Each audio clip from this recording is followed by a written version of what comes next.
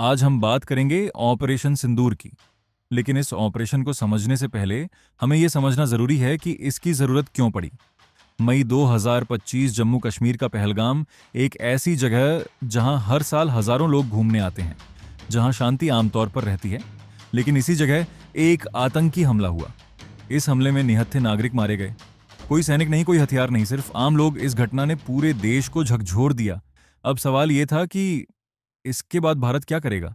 भारत पहले भी ऐसे हमले देख चुका है और अक्सर निंदा होती है, बयान आते हैं और मामला वहीं खत्म हो जाता है।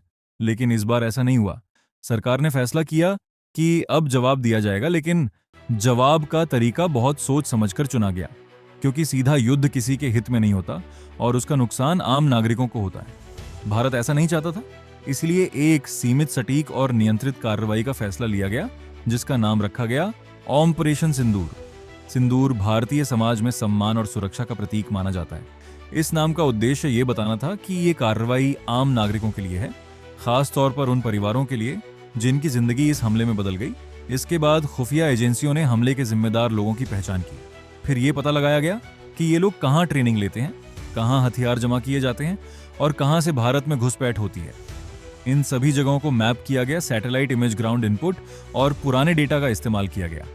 इसके बाद सिर्फ आतंकी ठिकानों की एक सूची तैयार की गई, जिसमें कोई सैन्य अड्डा नहीं और कोई आम रिहायशी इलाका शामिल नहीं था, क्योंकि भारत साफ संदेश देना चाहता था कि उसका निशाना सिर्फ आतंकवाद है। ऑपरेशन के लिए रात का समय चुना गया, क्योंकि उस समय नागरिक गतिविधि कम होती है।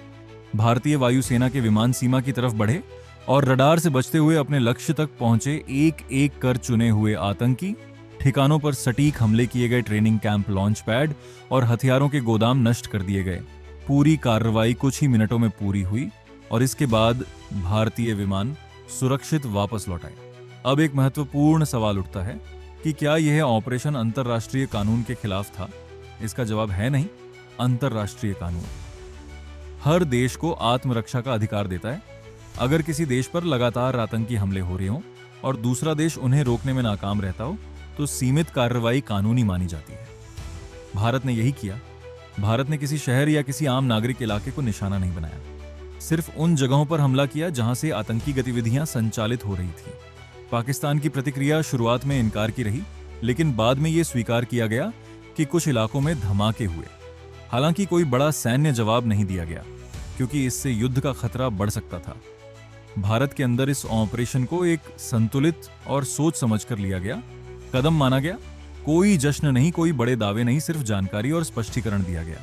इस पूरी घटना से एक बात साफ होती है कि आतंकवाद को सिर्फ हथियारों से खत्म नहीं किया जा सकता, लेकिन ऐसी कार्रवाइयां एक स्पष्ट संदेश जरूर देती हैं कि हर हमले की कीमत चुकानी पड़ेगी। इसे डिटरेंस कहा जाता है, मतलब ऐसा डर जिससे अगली बार हमला करने से पहले सोचना पड़े। पिछले कुछ सालों में भारत की नीति में एक बदलाव दिखता है। पहले सिर्फ बयान होते थे, फिर सर्जिकल स्ट्राइक हुई, फिर एयर स्ट्राइक, और अब ऑपरेशन सिंदूर। हर बार जवाब ज्यादा सटीक, ज्यादा सीमित और ज्यादा योजनाबद्ध होता गया। इसका यह मतलब नहीं कि युद्ध नजदीक है, बल्कि इसका मतलब यह है कि भारत जोखिम को नियंत्रित करना सीख रहा है। इस पूरी कहानी से एक सबक निकलता है कि सुरक्षा सिर्फ सेना से नहीं आती। सुरक्षा जानकारी से आती है, रणनीति से आती है और समझदारी से लिए गए फैसलों से आती है। ऑपरेशन सिंदूर इसी सोच का प्रतीक है। शांत तरीके से, तथ्यों के आधार पर लिया गया संतुलित फैसला, और शायद यही इस ऑपरेशन का सबसे बड़ा अर्थ है।